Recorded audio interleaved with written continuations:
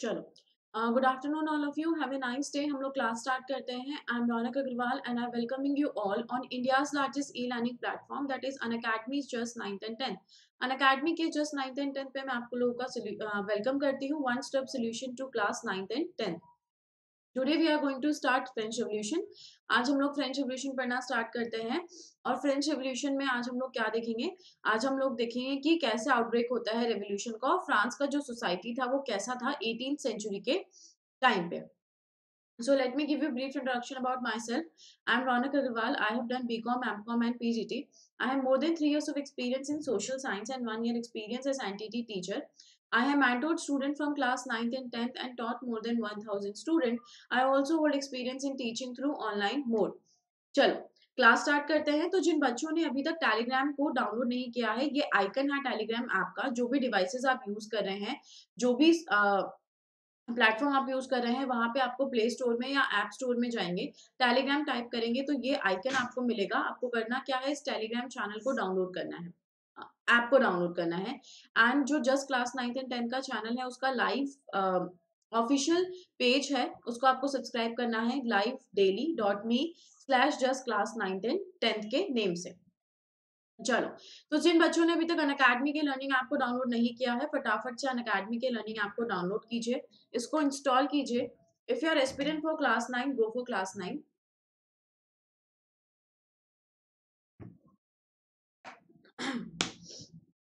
If you are aspirant for class 10, go for class 10। Manage goals में आप लोग को जाना है। मैनेज गोल्स में जाने के बाद में आपको क्लास 9 को चूज करना है, क्लास 10 के बच्चे हैं क्लास 10 को चूज करना है। And you will go for special classes. Special classes के लिए आपको जाना है। हम लोग कर क्या रहे हैं, हम लोग आप लोगों को फ्री कंटेंट अवेलेबल करा रहे हैं। उस फ्री कंटेंट को अनलॉक करने के लिए you have to use a code. ठीक है, तो मेरा जो कोड है वो है RONAK रौनक SC और RONAK रौनक 10। ठीक है, तो उस कोड को अनलॉक करने के लिए आपके पास में उस कंटेंट को अनलॉक करने के लिए दो कोड है, रौनक SC और रौनक 10। All you have to do is search the Unacademy Learning app in the Google Play Store and download it.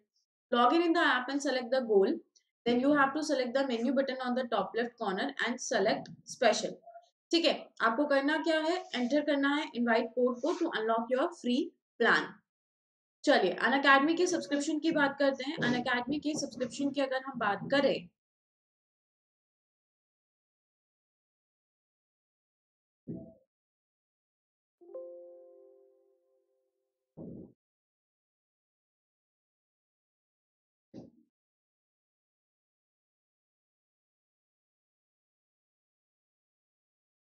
हाँ, तो अनअकैडमी के अगर सब्सक्रिप्शन की हम बात करें तो you have to go for plus. आपको प्लस के लिए जाना है। प्लस के लिए go for minimally 36 months. 36 months के लिए जाइए। 32,000 इज द टोटल फी। ठीक है, और इसका जो EMI आता है वो सबसे कम आता है 889 रुपीज ओनली। ठीक है, तो आप अगर एक पूरा फैमिली के लिए मील ऑर्डर करते हैं फ्रॉम अ रेस्टोरेंट, तो शायद उससे भी कम का आपका ये है EMI 889। ठीक है, गो फॉर 36 मंथ्स, 2 साल के लिए। And go for 10th 11th 12th, आप क्लास 10th 11th 12th के लिए भी जा सकते हैं। ठीक है, और 9th 10th 11th 12th के लिए आपका जो कॉस्ट आता है 36 मंथ्स का, वो है आपका 1000 rupees. So you apply my code Raunak 10 to get 10% discount. अब प्लस पे आपको क्या क्या बेनिफिट्स मिलते हैं उसकी बात कर लेते हैं। प्लस में सबसे पहले आपको अनलिमिटेड एक्सेस मिलता है। ठीक है, जो कि मुझे सबसे बेस्ट लगता है कि आप कहीं पे भी हो, आप लोग डाउनलोड करके उस वीडियो को देख सकते हैं, उस लेक्चर को देख सकते हैं पर्टिकुलर एजुकेटर के, और एन नंबर ऑफ टाइम्स आप रिपीट कर सकते हैं अगर आपको कुछ समझ नहीं आया है तो। इसके अलावा आपको यहाँ पे लाइव लर्निंग देखने को मिलती है। अपार्ट फ्रॉम लाइव लर्निंग, आपको यहाँ पे अनअकैडमी का क्विज देखने को मिलता है, जैसा कि आपका मेंटी क्विज जैसा है, सेम वैसा अनअकैडमी क्विज आपको देखने को मिलता है। लाइव लर्निंग हो गया, अनलिमिटेड एक्सेस हो गया, अनअकैडमी क्विज हो गया। इसके अलावा आपको क्या देखने को मिलता है, यहाँ पे स्ट्रेटजीज बताई जाती है from an educator, how to ace your examination. And apart from strategies, आपको यहाँ पे क्या मिलता है, सबसे अच्छी चीज जो है, डेडिकेटेड डाउट सेशन। ठीक है, जहाँ जो कि बच्चों को सबसे ज्यादा प्रॉब्लम इसी चीज में आती है कि कैसे डाउट्स को रिजॉल्व किया जाए। सो यहाँ पे आपको डेडिकेटेड डाउट सेशंस का सेशन पूरा एक लेक्चर आपको देखने को मिलता है. So go for plus. And iconic subscription का बात करें तो अपार्ट फ्रॉम प्लस आपको यहाँ पे क्या देखने को मिलता है, आइकॉनिक. ठीक है, प्लस के अलावा आइकॉनिक, आइकॉनिक में आपको क्या बेनिफिट्स मिलते हैं, प्लस के बेनिफिट्स तो हैं ही, साथ ही में आपको यहाँ पे मेंटोरशिप प्रोवाइड किया जाता है from India's best educator. India के जो बेस्ट एजुकेटर है वो आपको यहाँ पे मेंटोरशिप प्रोवाइड करते हैं. इसके अलावा पेरेंट टीचर मीटिंग्स होता है आपका, आपका हर वीक. तो आपको पता चलता रहता है कि आपको कैसे गाइडेंस में पढ़ना है, पेरेंट्स को कैसे गाइड करना है आपको, और टीचर आपको बताता है कि where is the loophole in your studies. तो वो सारी चीजें आपको इससे पता चलती है, वीकली असेसमेंट होता है. इसके अलावा यहाँ पे आपको क्या देखने को मिलता है, इन मेंटरशिप के अलावा, पेरेंट टीचर मीटिंग के अलावा आपको यहाँ पे स्टडी प्लानर दिया जा रहा है bye Unacademy. So I think Unacademy is the first E learning platform जो आपको कोई मटेरियल प्रोवाइड कर रहा है. तो आपको पता रहेगा पूरे साल भर आपका स्टडी प्लानर होगा कि आपको कैसे किसी एग्जाम के लिए प्रिपेयर करना है विदाउट गेटिंग कंफ्यूज. ठीक है. So Ronak 10 is my code, RONAK Ronak 10. Apply my code Ronak 10 to get 10% discount on your current cost and go for minimum 12 months. 28,000 is the cost. ठीक है. 2,333 will be your EMI and you can pay in parts also by debit and credit card also. UPI, net banking, no cost EMI option is also available. Interest free EMI is also available. चलिए, 10th जनवरी को आपका 11 to 12 PM all India SN championship will going to help for student class 6 to 12, 6 से लेकर 12 class तक के बच्चों के लिए है. आप यहाँ पे 5 लाख तक के स्कॉलरशिप्स को विन कर सकते हैं. आपको करना क्या है, all you have to do is, आपको यहाँ पे करना क्या है, रजिस्टर कराना है अपने आप को एंड एनसीईआरटी से प्रिपेयर करना है. टोटली एनसीईआरटी बेस्ड एग्जामिनेशन होगा आपका. ठीक है. चलिए स्टार्ट करते हैं फ्रेंच रेवोल्यूशन. मैंने पहले भी आपको बताया था कि फ्रेंच रेवोल्यूशन का इंपॉर्टेंस क्या है, हम ये फ्रेंच रेवोल्यूशन क्यों पढ़ रहे हैं. एक्चुअली ये जो फ्रेंच रेवोल्यूशन है इसने क्या दिया है, इसने पूरे वर्ल्ड को 3 आइडियाज फ्लरिश किए हैं. सबसे पहला आपका है लिबर्टी, दूसरा है इक्वालिटी, और थर्ड आइडिया है आपका फ्रेटर्निटी. ठीक है. अभी लिबर्टी की बात करें तो लिबर्टी का मतलब होता है आजादी, फ्रीडम. इक्वालिटी का मतलब होता है आपका क्या बोलते हैं समानता, इक्वल. एंड फ्रेटर्निटी का मतलब होता है ब्रदरहुड, भाईचारा. तो ये जो 3 आइडियाज है ये पूरे वर्ल्ड में अगर किसी रेवोल्यूशन में फ्लरिश करें तो वो फ्रेंच रेवोल्यूशन है. मोर ओवर इंडिया के अंदर जब कॉन्स्टिट्यूशन बन रहा था, कॉन्स्टिट्यूशन में हमने 3 वर्ड ड्राइव करे, लिबर्टी, इक्वालिटी, फ्रेटर्निटी, और ये तीनों वर्ड हमने फ्रेंच रेवोल्यूशन से ड्राइव करे हैं. तो इसीलिए इंडियन हिस्ट्री में भी आपका इंपॉर्टेंस जो है फ्रेंच रेवोल्यूशन का वो बहुत ज्यादा बढ़ जाता है. चलिए अब देखते हैं हम French society during 18th century, कि कैसे आपका फ्रेंच सोसाइटी जो है वो होता है 18th सेंचुरी के टाइम पे, और आउटब्रेक जो है रेवोल्यूशन का वो कैसे होता है. सो इन 1774 लुई किंग 16 जो होते हैं वो बर्बन डायनेस्टी से बिलोंग करते हैं और थ्रोन को असेंड करते हैं फ्रांस के, and he was only 20 year old. ठीक है. बर्बन आपको कैसे याद रखना है, फ्रॉम बर्बन बिस्किट, सब लोगों ने खाया होगा. तो 1774 में वो थ्रोन को असेंड करते हैं, बर्बन डायनेस्टी से बिलोंग करते हैं. He was only 20 year old and married to Austrian princess. और किससे उनकी शादी होती है, ऑस्ट्रियन प्रिंसेस से उनकी शादी होती है जिनका नाम क्या होता है, मैरी एंटनी. ठीक है. अभी हम फ्रांस का, अब जब वो थ्रोन को सक्सेशन होता है उनका, जब थ्रोन को सक्सेस करते हैं तो उनको पता चलता है कि जो फ्रांस का ट्रेजर है वो बहुत ही ज्यादा एम्प्टी है, खाली है. ठीक है. तो होता क्या है, अभी ऐसा क्यों है, ऐसा क्या हुआ था फ्रांस में, ये सब हम आगे चैप्टर में डिस्कस करेंगे. उससे पहले हम देखते हैं a society of E state, कि फ्रांस का जो सोसाइटी था वो कैसे बाइफर्केटेड था, कैसे डिवाइडेड था. तो फ्रांस का जो सोसाइटी है वो 3 ई स्टेट में डिवाइडेड है. फर्स्ट ई स्टेट को हम बोलते हैं क्लर्जी, सेकेंड ई स्टेट को हम बोलते हैं नोबैलिटी, एंड थर्ड ई स्टेट को हम बोलते हैं कॉमन पीपल. ठीक है. अभी जो कॉमन पीपल है इसमें भी आपको अलग अलग बाइफर्केशन देखने को मिलेंगे. लाइक आपको रिच बिजनेसमैन अलग देखने को मिलेंगे, इंडस्ट्रियलिस्ट प्रोफेशनल्स लोग अलग देखने को मिलेंगे, पीजेंट्स एंड आर्टिसंस अलग देखने को मिलेंगे, and landless farmers and labourers आपको अलग देखने को मिलेंगे. तो इस तरह से पूरा जो फ्रांस सोसाइटी था वो आपका डिवाइडेड था. बट मेन जो स्टेट्स थे वो 3 ही थे, clergy, nobility and common people. And this whole system is known as old regime system of France in 1789. अभी जो पूरा सिस्टम था फ्रांस का इसको हम क्या बोलते हैं, ओल्ड रिजीम सिस्टम बोलते हैं फ्रांस का 1789 के अंदर। अब एक्चुअली में ये आपका कौन सा ई स्टेट कितना परसेंट पॉपुलेशन को कंसिस्ट करता है और किस ई स्टेट के पास में कितना परसेंट लैंड होल्डिंग है उसकी हम बात करते हैं। So peasants are made up of 90% of population, यानी जो थर्ड ई स्टेट है, थर्ड ई स्टेट में 90% पॉपुलेशन का पार्ट किससे बना हुआ है, आपका पीजेंट से। And clergy and nobility are made up of 10% of population. जो फर्स्ट और सेकंड ई स्टेट के लोग हैं वो कितने हैं, 10% है पॉपुलेशन के। अब क्लर्जी नोबिलिटी एंड जो अदर रिचर मेंबर्स हैं थर्ड ई स्टेट के, वो 60% टोटल लैंड को क्या करते हैं, ओन करते हैं। एंड जो थर्ड ई स्टेट के लोग हैं वो रिमेनिंग 40% लैंड को ओन करते हैं।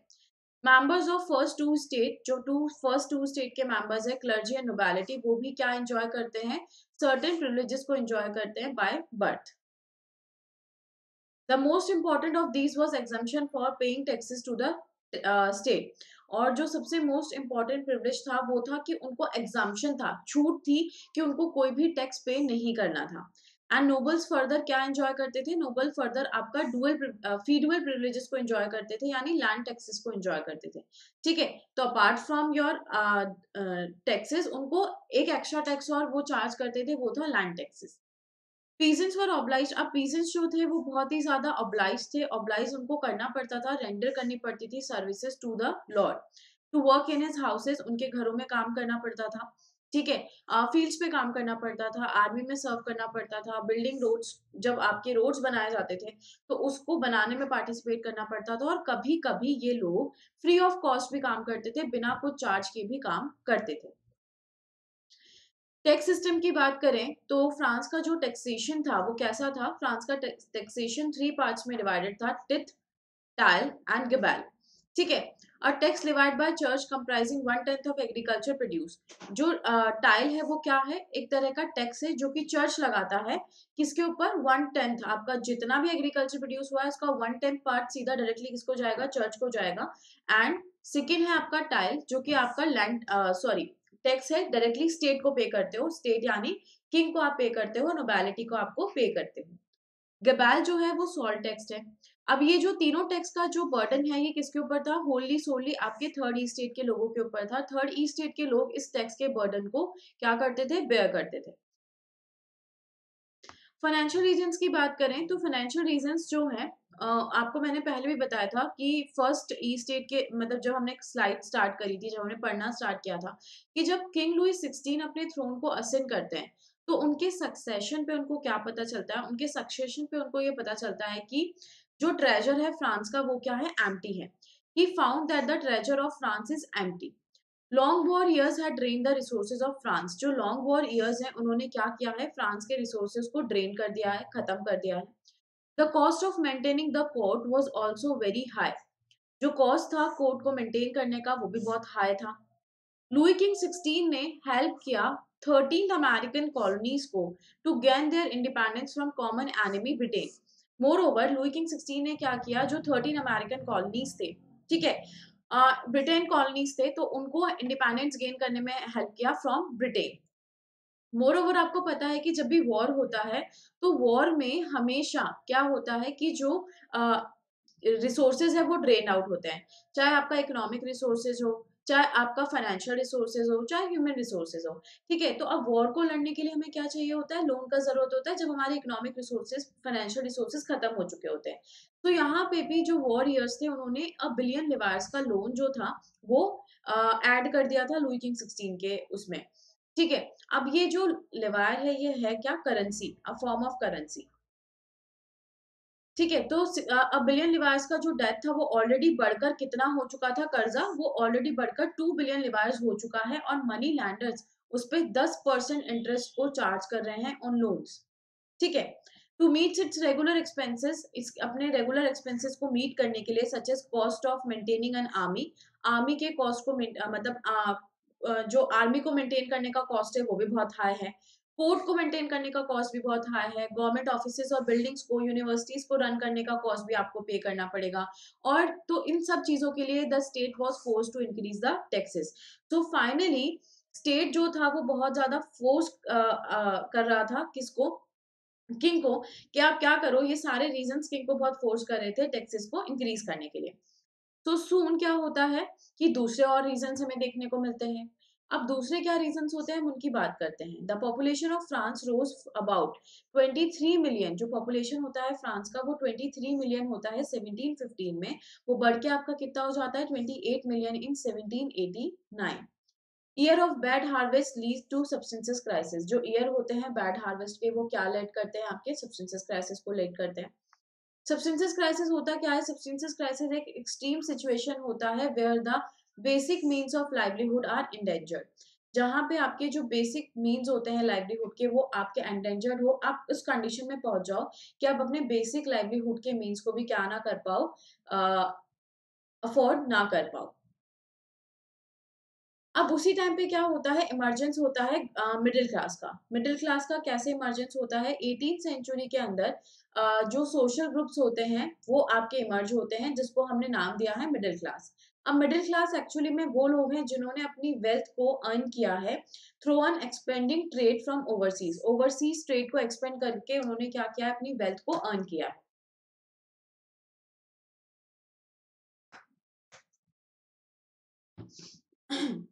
All of these were educated. ये सारे एजुकेटेड लोग हैं and believe that no group in society should be privilege by birth. और उनको ऐसा लगता है कि कोई भी जो सोसाइटी है उसको बाय बर्थ कोई भी प्रिविलेजेस नहीं होने चाहिए। सब लोगों के लिए एक एग्जाम होना चाहिए, रैंकिंग के बेस पे उनको क्या मिलना चाहिए, प्रिविलेजेस मिलने चाहिए। उसी टाइम पे क्या होता है मोर ओवर कि कुछ फिलोसफर्स जो होते हैं वो अपने आइडियाज को पुट फॉरवर्ड करते हैं थ्रू सम बुक्स। ठीक है, तो सबसे पहले जो फर्स्ट फिलोसफर हैं जिन्होंने बुक लिखी है वो है जॉन लॉक। जॉन लॉक की बुक है टू ट्रीटीज ऑफ गवर्नमेंट। अब जो जॉन लॉक है वो क्या करते हैं, अपनी बुक में उन्होंने क्या बताया है, अपनी बुक में उन्होंने ये बताया है to refute the doctrine of the divine. कैसे आप डॉक्ट्राइन ऑफ डिवाइन को रिफ्यूट कर सकते हो। And absolute right of monarchy. कैसे आप एब्सोल्यूट राइट जो है मोनार्की के उनको रिफ्यूट कर सकते हो। ठीक है, जीन जैकस रूसियो की बात करो तो जीन जैकस रूसियो जो है उन्होंने सोशल कॉन्ट्रैक्ट लिखा है। सोशल कॉन्ट्रैक्ट जो बुक है उसके अंदर उन्होंने क्या बताया है, सोशल कॉन्ट्रैक्ट के उन्होंने अंदर ये बताया है कि कैसे there must be a social contract between a government and a people or between a people and their representative which are chosen by the people। तो एक बिना बोले सोशल कॉन्ट्रैक्ट है लोगों के बीच में और उनके रिप्रेजेंटेटिव्स के बीच में। एंड रिप्रेजेंटेटिव्स कैसे वर्क करेंगे, लोगों के फेवर में ही वर्क करेंगे। ये एक सोशल कॉन्ट्रैक्ट है और ये होना जरूरी है हर टाइप ऑफ गवर्नमेंट के बीच में।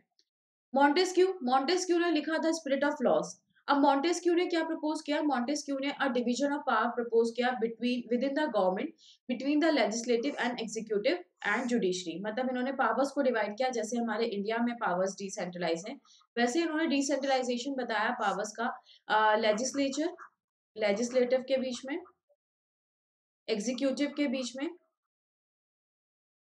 एंड जुडिशरी के बीच में। ठीक है, इन तीनों पावर्स को इन्होंने क्या किया है, बाफोकेट किया है।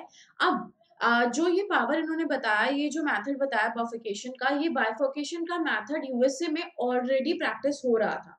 ठीक है, यूएसए में जो गवर्नमेंट बना था 1974 के इंडिपेंडेंस के बाद में, वो आपका था legislature, executive and judiciary only. ठीक है, तो अब लोग क्या करते हैं, इसको पढ़ना स्टार्ट करते हैं, तीनों बुक्स को पढ़ते हैं। जब इन तीनों बुक्स को पढ़ते हैं तो उनके आइडियाज को फ्लरिश करते हैं पूरे फ्रांस के अंदर। इस ये जो तीनों बुक्स हैं इनके आइडियाज को डिस्कस किया जाता है हर एक जगह पे, लाइक पब्लिक मीटिंग्स में, पब्लिक गैदरिंग्स में, कॉफी हाउसेस में, ठीक है, बार्बर शॉप्स में, यहाँ पे सब जगह इसको डिस्कस किया जाता है। वही moreover king Louis 16 is planning, king Louis 16 was planning to introduce to enhance the text. ठीक है, लोग यहाँ पे इन आइडियाज को पढ़ रहे हैं, लोगों के अंदर ये फीलिंग आ रही है कि हमारे यहाँ पे भी ऐसा होना चाहिए। और मोर ओवर लुई किंग 16 क्या कर रहे हैं, प्लान कर रहे हैं टैक्सेस को इंक्रीज करने का। ठीक है, so now it is an interesting part कि एक्चुअली में रेवोल्यूशन कैसे होता है। तो हम देखते हैं कि रेवोल्यूशन एक्चुअली में कैसे होता है। आउटब्रेक ऑफ रेवोल्यूशन की बात करते हैं, आउटब्रेक कैसे होता है रेवोल्यूशन का। Louis king 16 had to increase the tax. Louis king 16 को टैक्स को इंक्रीज करना होता है for reason which we have learn in the previous section.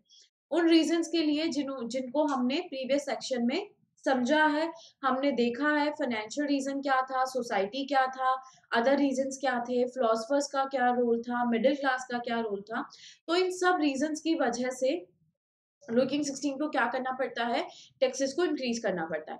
अब क्या होता है इन फ्रांस, फ्रांस के अंदर पर टैक्सेस को अगर आपको इंक्रीज करना है तो monarch did not have power to impose taxes, monarchy के पास में पावर नहीं होता है टैक्सेस को इम्पोज करने का according to his will alone.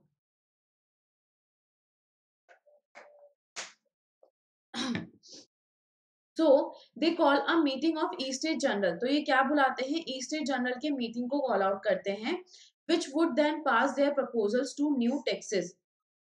और वो क्या करते हैं, ई स्टेट जनरल का जो मीटिंग होता है वो बुलाया जाता है और ये टैक्सेस को, नए टैक्सेस को प्रपोज करते हैं और पास करते हैं।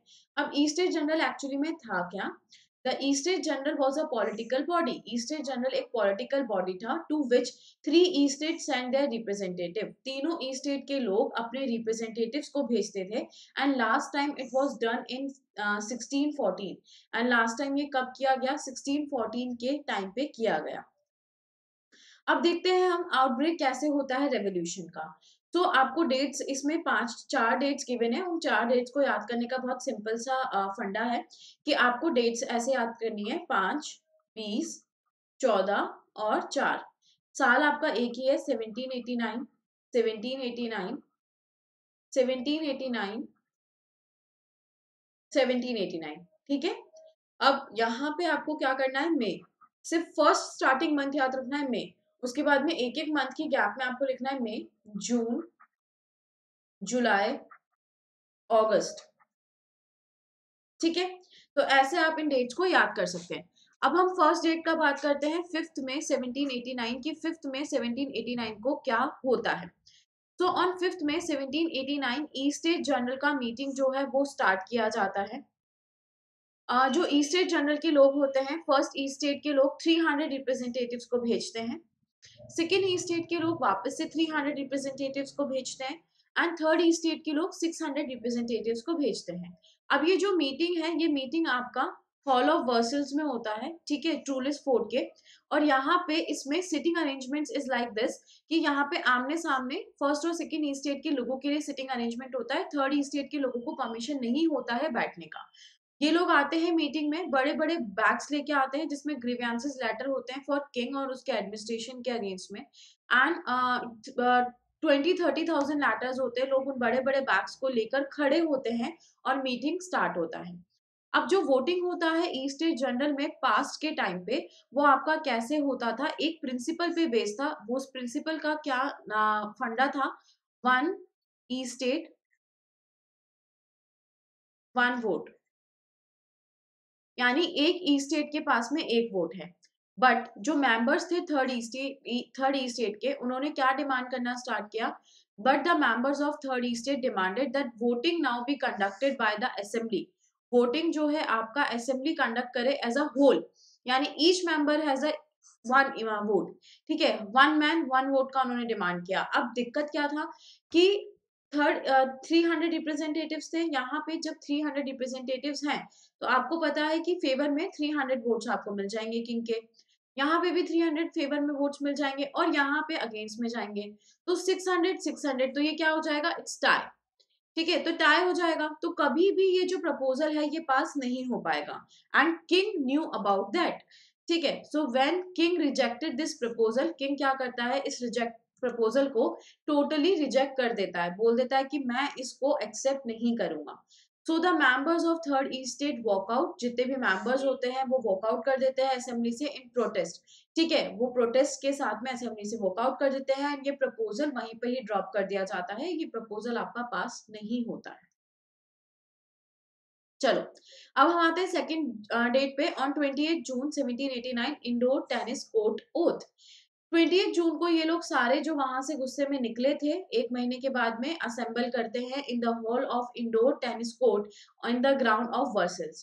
दे declare themselves as a national assembly, और अपने आप को ये लोग क्या डिक्लेयर कर देते हैं, नेशनल असेंबली डिक्लेयर कर देते हैं। दे वर लीड बाय मीराबो, उनको कौन लीड करता है, मीराबो, जो कि एक नोबल फैमिली से बिलोंग करते हैं, एंड अबेसियस जो कि एक प्रीस्ट होते हैं। और इन्होंने एक पैम्फलेट भी लिखा है, what is third E state, ठीक है, तो वो भी बहुत आइडियाज को फ्लरिश करता है। तो ये दो लोग होते हैं जो कि आपके थर्ड स्टेट के आइडियाज पे बिलीव करते हैं, और वो क्या करते हैं कि नेशनल असेंबली को लीड करते हैं और फ्रांस का जो कॉन्स्टिट्यूशन होता है उसको बनाना स्टार्ट करते हैं।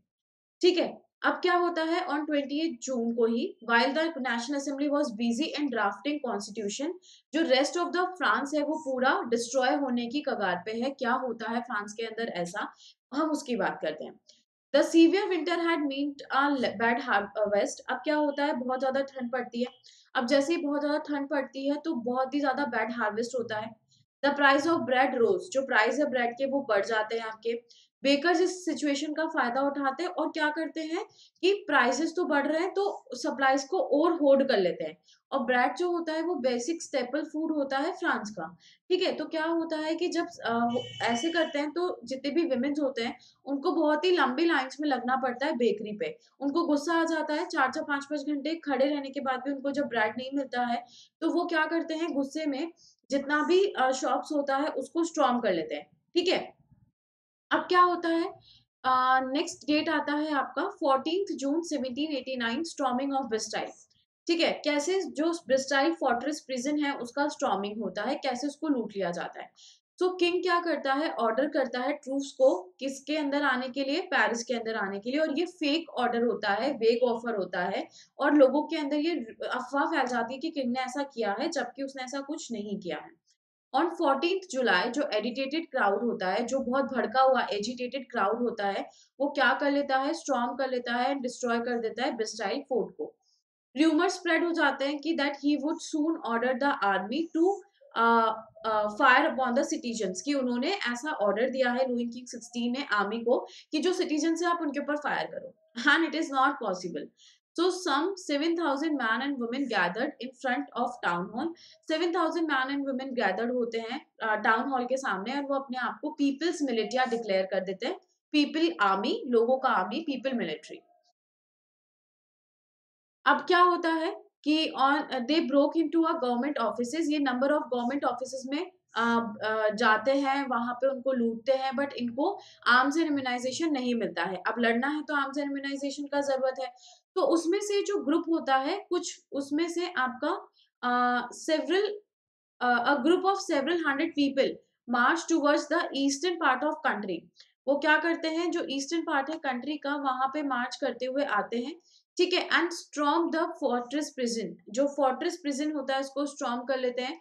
द बिस्टील उसका नाम होता है, बिस्टाइल प्रिजन। और उनको ऐसा लगता है कि ऑब्वियसली बात है जेल है यहाँ पे, तो आर्म्स एंड इम्यूनाइजेशन तो होंगे, होर्डेड आर्म्स एंड इम्यूनाइजेशन तो बिल्कुल होंगे। तो in the arm fight they allowed the commander of Bastille was killed. अब ये जो आर्म्ड रेवोल्यूशन होता है, आर्म फाइट होती है, इसमें जो कमांडर होते हैं ब्रिस्टाइल के वो सारे मारे जाते हैं। एंड जो प्रिजनर्स होते हैं, 7 प्रिजनर्स होते हैं उसमें से, उनको क्या कर दिया जाता है, रिलीज कर दिया जाता है। ठीक है, अब क्या होता है, ब्रिस्टाइल जो होता है वो हेटेड बाय ऑल, सब लोग नफरत करते हैं ब्रिस्टाइल फोर्ट से। ऐसा क्यों, क्योंकि वो किसके लिए खड़ा था, डिस्पोटिक पावर्स जो थी किंग की, वो उनको बता रहा था। द फोर्ट्रेस वो डिमोलिश, फोर्ट्रेस को डिमोलिश कर दिया जाता है, एंड इट्स थ्रोन, जो उसके पत्थर हैं, एक एक लोग इतने गुस्से में होते हैं, एक एक पत्थर निकाल लेते हैं, उनकी फ्रेगमेंट्स को निकाल लेते हैं, एंड वो लिटरली मार्केट में सोल किया जाता है, जो कि इसको एज अ सुवीनियर रखना चाहते हैं, याद में रखना चाहते हैं। ठीक है, वो उसको खरीदते भी हैं। That day, the days that followed saw more rioting in the Paris and countryside. अब आपको सेम पेरिस में हमने देखा कितना भयंकर डिस्ट्रक्शन होता है, सेम वैसे ही कंट्री साइड में भी आपको राइटनिंग देखने को मिलती है। वहां पे क्या राइट्स होते हैं उनकी बात करते हैं सेम डेट पे। सो होता क्या है कि a spread of great fear, कैसे आपका ग्रेट ग्रेट फियर का स्प्रेड होता है in the country side. Rumour spread हो जाते हैं फ्रॉम विलेजेस टू विलेजेस, एक गांव से दूसरे गांव, ये आपके रूमर स्प्रेड हो जाते हैं कि जो लॉर्ड्स ऑफ मेनोर हैं, लॉर्ड्स ऑफ मेनोर, मेनोर क्या होता है, एक जगह जहाँ मैंशन जहाँ पे लैंडलॉर्ड्स रहते हैं। ठीक है, लॉर्ड्स ऑफ मेनोर जो हैं उन्होंने एक बुरे लोगों का ग्रुप जो है उनको हायर किया है। बैंड्स ऑफ ब्रिगेंड्स का मतलब है बुरे लोगों का ग्रुप, उनको हायर किया है, and they are on their way to destroy the ripe crops, और वो अपने वे पे हैं उन राइप क्रॉप्स को डिस्ट्रॉय करने के लिए। Peasants were caught in this fear, जितने भी पीजेंट्स होते हैं वो इस फियर में पकड़े बहुत ज्यादा डर जाते हैं। एंड दे सीज्ड होस एंड पिचफॉर्क्स टू अटैक स्टैटुइक्स, वो क्या करते हैं जितने भी होज हैं और पिच फोक्स हैं उनको, मतलब उनके पास जो भी एग्रीकल्चर का सामान होता है वो उसको उठाते हैं, और जो चैटविक्स होते हैं जहाँ पे आपके लॉर्ड ऑफ मेनोर रहते हैं, ठीक है, उन पे अटैक बोल देते हैं, वहां पे अटैक कर देते हैं। तो होता क्या है, दे लूटेड द होर्डन ग्रेन्स, वहां पे अटैक कर दिया। अब जितने भी लोग हैं वो भाग जाते हैं, जो मेंशंस में रहते हैं डर के मारे, उनको मेंशंस को जला दिया जाता है। और जो वहां पे ग्रेन होता है, क्योंकि लॉर्ड्स ऑफ मेनोर के पास तो ग्रेन्स होते हैं बहुत ज्यादा, तो जितना भी उनका होर्डेड ग्रेन्स होता है उनको लूट लिया जाता है। जितने भी डॉक्यूमेंट्स होते हैं जिसमें आपका मेनोरियल ड्यूज के रिकॉर्ड्स होते हैं वो सारे बर्न डाउन कर दिए जाते हैं, जला दिए जाते हैं। And a large number of noble flee, बहुत सारे लार्ज नंबर ऑफ लोग अपने घरों को छोड़ छोड़ के चले जाते हैं, माइग्रेटेड कंट्रीज में भाग जाते हैं। तो इतना गंदा राइटनिंग हमें देखने को मिलता है कंट्री साइड में भी और आपका पेरिस में भी। अब फाइनली होता क्या है, ऑन 4 अगस्त लास्ट डेट आ गया हमारा, ऑन 4 अगस्त 1789 जो फ्रांस है वो आपका क्या बन जाता है, कॉन्स्टिट्यूशनल मोनार्की बन जाता है। Louis king 16 finally gave recognisation to the national assembly, and Louis king 16 finally किसको रिकॉग्नाइजेशन दे देते हैं, नेशनल असेंबली को रिकॉग्नाइजेशन दे देते हैं, and accepted the principle that this power would now have to be check by constitution, और वो इस प्रिंसिपल को एक्सेप्ट कर लेते हैं कि उनके जो पावर्स हैं वो अभी कैसे चेक किए जाएंगे, बाय कॉन्स्टिट्यूशन उनकी पावर्स चेक किए जाएंगे। ऑन द नाइट ऑफ 4 अगस्त 1789, जो 4 अगस्त का नाइट होता है 1789 में, उस पे क्या किया जाता है, एक डिक्री पास किया जाता है। डिक्री का मतलब होता है लॉ। तो नेशनल असेंबली एक लॉ पास करती है, उसमें वो क्या करती है, जितने भी फ्यूडल सिस्टम होते हैं उसको अबॉलिश कर देती है, टैक्सेस को अबॉलिश कर देती है, ऑब्लिगेशंस को अबॉलिश कर देती है। एंड मेंबर्स जो होते हैं क्लर्जी के, उनको फोर्स किया जाता है कि जितने भी प्रिविलेजेस उनके पास है उसको आप गिव अप करो। फिफ्थ जो है उसको अबॉलिश कर दिया जाता है। एंड जितने भी लैंड्स हैं वो आपके चर्च जो हैं, जो चर्च ओन करते हैं, उन सारे लैंड्स को उनसे छीन लिया जाता है, कॉन्फेस्टिकेट कर लिया जाता है, थर्ड स्टेट के लोगों में रिडिस्ट्रीब्यूट कर दिया जाता है। इन सब की वजह से क्या होता है कि इन सब की वजह से government acquired asset worth at least 2 billion device, and government क्या एक्वायर करता है, असेट एक्वायर करता है 2 बिलियन डिवाइस का। एंड जितना भी लोन होता है वो पूरा आपका चुका दिया जाता है इससे। So this is all about how your France become a constitutional monarch, और कैसे आउटब्रेक होता है रेवोल्यूशन का, फ्रांस का सोसाइटी कैसे होता है। तो ये सारी चीजें आपकी है। अब नेक्स्ट लेक्चर में हम क्या पढ़ेंगे कि फ्रॉम कॉन्स्टिट्यूशन मोनार्की कॉन्स्टिट्यूशन कैसे बनता है, उसके सिंबल्स क्या क्या हैं, और फ्रांस कैसे आपका रिपब्लिक होता है, रीन ऑफ टेरर क्या है। तो these are the topics which we are going to cover in our next lecture. चलो it's time for quiz, let's start the quiz. सबसे फेवरेट सेक्शन जो है स्टूडेंट्स का वो स्टार्ट करते हैं हम। So here comes your question number 1। Louis king 16 ascended the throne in France dash, जो थ्रोन है फ्रांस का वो कब असेंड करते हैं, 1775, 1774, 1789 and 1776।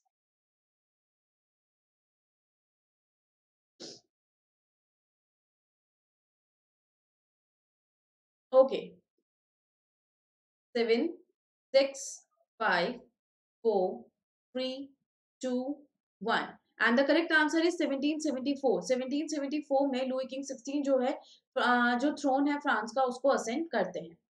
Next question, which term is used to describe the society and institution of France before 1789? कौन सी term हमने use किया था फ्रांस के सोसाइटी एंड इंस्टीट्यूशन को डिस्क्राइब करने के लिए 1789 से पहले? Your options are old regime, ठीक है, B old France, old institutions, none of these.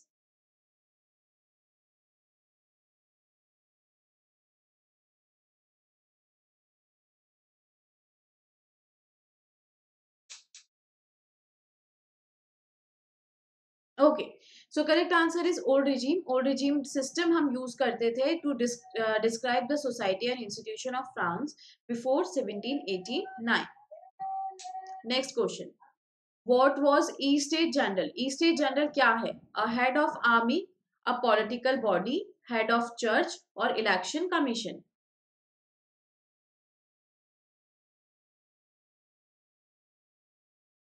फटाफट से गैस करो क्या है, बहुत ही इजी क्वेश्चंस हैं। 7, 6, 5, 4, 3, 2, 1, and the correct answer is head of the a political body. B is your correct answer. चलो last second question, name the book written by John Locke. John Locke ने कौन सी book लिखी थी? Two treatise of government, the spirit of laws, the social contract, none of these.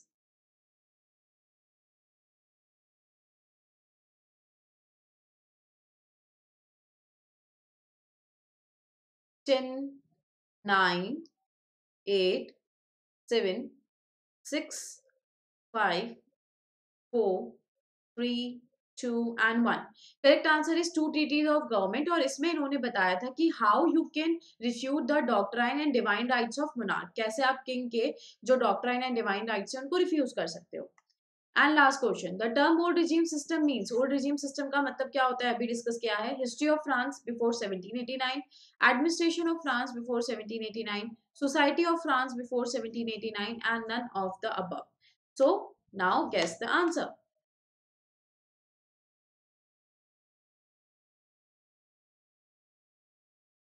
8, 7, 6, 5, 4, 3, 2, 1। Okay, so correct answer is history of administration of sorry. Correct answer is society of France before 1789। C is your correct answer। चलो, जैसा आप Menti quiz देखते हैं और Menti quiz के जैसा ही Unacademy app पे भी आपका क्विज है, एंड ये आपका प्लस और आइकॉनिक के बच्चों के लिए अवेलेबल है।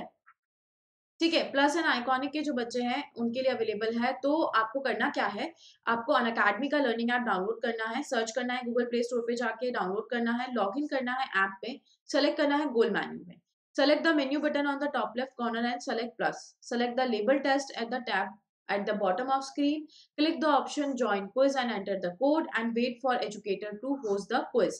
Right now this is available in 4 categories. कौन कौन सी 4 कैटेगरीज हैं आपका? Maths for class 9th and 10th I am talking about, science, English and Hindi. ठीक है, and soon in remaining category it will going to be launch soon. ठीक है, तो इन 4 कैटेगरी में अवेलेबल है। तो जो प्लस के स्टूडेंट्स हैं, आइकॉनिक के स्टूडेंट्स हैं, फटाफट से आप क्या कर सकते हैं, यहाँ पे करवा सकते हैं क्विज को और अटेंड भी कर सकते हैं। चलो, तो प्लस के बेनिफिट्स की हम बात करते हैं। तो जिन बच्चों ने अभी तक प्लस का सब्सक्रिप्शन नहीं लिया है, मैं आपको एक बार प्लस के बेनिफिट्स फिर बता देती हूँ। यहाँ पे आपको लाइव लर्निंग देखने को मिलती है। ठीक है, अपार्ट फ्रॉम लाइव लर्निंग आपको यहाँ पे लिमिटेड सीट्स मिलते हैं टू एनरोल योरसेल्फ। ठीक है, इसके अलावा आपको यहाँ पे क्या देखने को मिलता है, unlimited access which is the very interesting feature. आप कहीं पे भी बैठ के दुनिया के किसी भी कोने में कभी भी लेक्चर को एक्सेस कर सकते हैं, an number of time lecture access कर सकते हैं। Dedicated doubt sessions, apart from dedicated doubt sessions आप लोगों को यहाँ पे क्या देखने को मिलता है, Unacademy quiz, weekly and mega quizzes. तो ये सारी चीजें आपको देखने को मिलती है, एंड लाइव लर्निंग तो आपको मिलती है। सो minimally go for 36 months and 32,000 is the cost for your 36 months, and apply my code A1 Raunak 10 to get 10% discount. अगर आप 36 मंथ्स के लिए जाते हैं तो आप 3 साल के लिए 32,000 पे कर रहे हैं, और आप उसका कौन कौन से क्लासेस आपको कवर हो रहा है, 10th 11th एंड 12th। ठीक है, तो आप 10th 11th 12th तीनों पढ़ सकते हैं आप 3 साल के लिए। और आप सोचो पर मंथ EMI कितना कम आएगा, 889। ठीक है, 888 रुपए, सिर्फ 889 रुपीज आपका EMI आएगा। एंड उस पर भी अगर आप मेरा कोड अप्लाई करते हैं रौनक 10, तो आपको 10% डिस्काउंट देखने को मिलता है। ठीक है, आपका यहाँ पे क्लास 9 के लिए 9, 10th 11th 12th अगर 4 क्लासेस के लिए आपको जाना है तो भी आप कर सकते हैं। आप 12 मंथ्स के लिए जाना चाहते हैं 1 साल के लिए तो भी आप जा सकते हैं, अप्लाई कर सकते हैं मेरा code Raunak 10 to get 10% discount. 12 महीने का जो कॉस्ट है 15,000 है, सारे सब्जेक्ट्स के लिए 1,250 आपका EMI है। चलो, आइकॉनिक की बात करते हैं। So apart from plus benefits के साथ में what you are getting, plus benefits के साथ में आपको यहाँ पे मिल रहा है mentorship by best educators of India. ठीक है, इसके अलावा स्टडी प्लानर, पहली ई लर्निंग कोचिंग है जो कि स्टडी प्लानर को प्रोवाइड कर रही है, ताकि आप कंफ्यूज ना हो, बिना कंफ्यूज हुए अपने पूरे साल भर का प्लान कर पाए, कैसे आपको पढ़ना है, किस एग्जाम के लिए आप प्रिपेयर कर रहे हैं। Apart from study planner you are getting parent teacher interaction. ठीक है, आपको यहाँ पे पेरेंट टीचर इंटरेक्शन देखने को मिल रहा है। तो गो फॉर मिनिमम 12 मंथ्स के लिए चाहिए। मेरा कोड अप्लाई कीजिए रौनक 10 to get 10% discount on your current price. Subscription prices will going to be increased soon, so as soon as possible इसको ले लीजिए। No cost EMI options is there, interest free EMI will be there. You can pay by debit and credit card also. You can convert your debit and credit card payment in EMIs both for Iconic and Plus.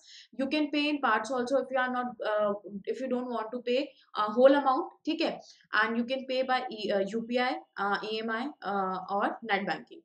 So apply my code RONAK10 to get 10% discount. चलिए, just class 9th and 10th के channel को like कीजिए, share कीजिए, subscribe कीजिए and press the bell icon to get notification on time.